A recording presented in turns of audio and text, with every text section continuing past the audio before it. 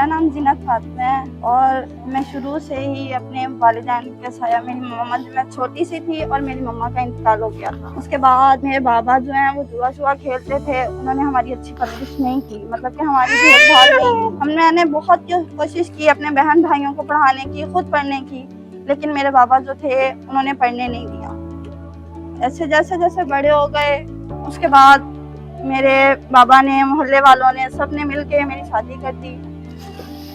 मेरी शादी के बाद मेरे मियाँ जो थे वो ऐसे इंसान थे कि मतलब कि वो नशा वगैरह करते थे, घर में बच्चों की ज़रूरत की चीज़ें नहीं ला के देते थे। मैं लोगों के काम करके, घरों की सफाइयाँ करके काम करती थी, अपने बच्चों का गुजर बसर करती थी।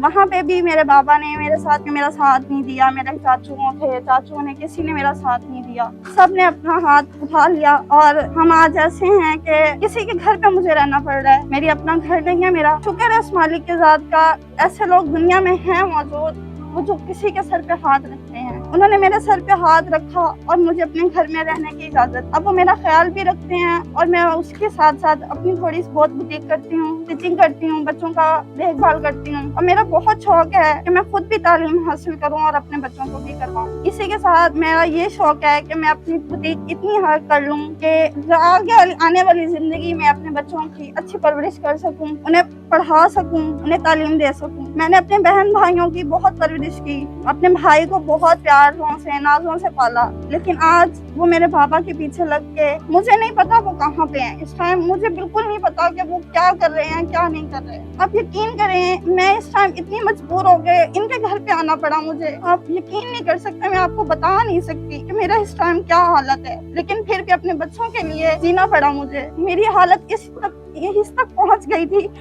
कि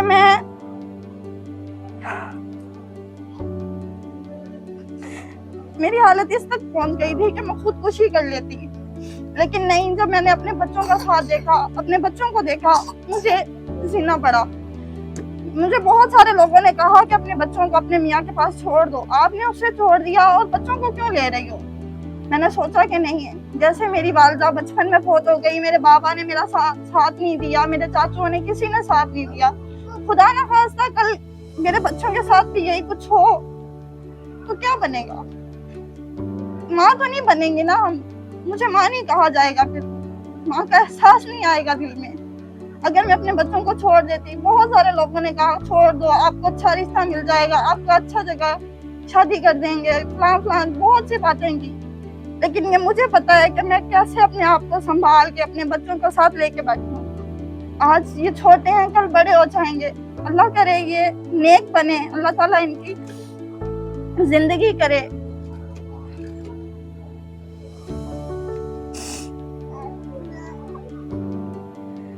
मैं बहुत सी कोशिश कर रही हूँ अपने बच्चों को पढ़ाने के लिए, अपने बच्चों की अच्छी परवरिश करने के लिए, इन्हें एक मुकाम हासिल दिलवाना चाहती हूँ जो मैं जिंदगी में नहीं बन सकी, मैं वो इन्हें बनाना चाहती हूँ।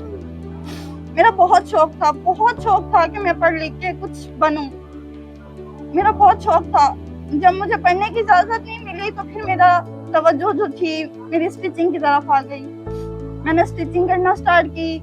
लोगों के घरों से कपड़े नहीं आते थे उस टाइम पे, मैं बाजार से छोटे मोटे कपड़े ला के, ड्रेसेस वगैरह लगा के उन्हें रेडीमेड बना के सेल करना चाहती थी। फिर वो लोगों ने लिया, उन्होंने पसंद किया, फिर वो ले जाते थे। उसके बाद उन्हें मेरी स्टिचिंग अच्छी लगना शुरू हो गई, वो मुझसे स्टिचिंग करवाने लग गए। आप ये देख सकते हैं कि मैं बहुत अच्छी स्टिचिंग कर सकती हूँ, बहुत प्यारा डिजाइनिंग कर लेती हूँ, हर चीज वो कर लेती हूँ जो मुझे करनी चाहिए। मैंने इस उम्र में ये सीखा है कि इंसान को, एक औरत को खुद मुख्तार होना चाहिए। किसी की मजबूरी में इस औरत को नहीं गिरना चाहिए, कि ये नहीं देखना चाहिए कि हम औरत हैं और हम कमजोर हो जाए। नहीं, हमें कमजोर नहीं होना चाहिए, हमें एक मजबूत इंसान बनना चाहिए। जब एक औरत खुद मजबूत होगी तो कोई उसका कुछ नहीं कर सकता, उसे कुछ नहीं बिगाड़ सकता। मेरे मियाँ ने मुझे बहुत रोका कि आप किसी के घर नहीं जाओगी, कुछ नहीं करोगी। जब वो बच्चों के लिए खाना नहीं लाते थे, दूध नहीं लाते थे, तो मैं बच्चों को कैसे गुजारा करती? मैं अपने बच्चों के लिए दूध मंगवाती थी, वो गिरा देते थे। मैं खाना बनाती थी, वो फेंक देते थे।